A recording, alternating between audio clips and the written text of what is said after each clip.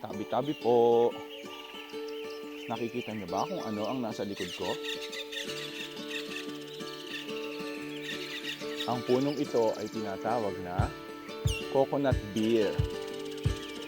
Ito ay endemic or dito lamang makikita sa Pilipinas. Ito ang tinatawag na San Mig fruit juice.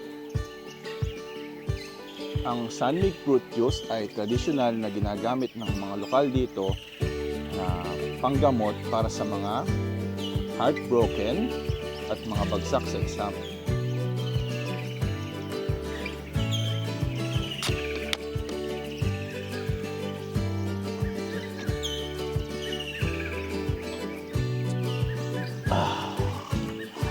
Yum! Kung heartbroken ka na kagaya ko, tara na, mag-shot na tayo ng San Mig fruit juice.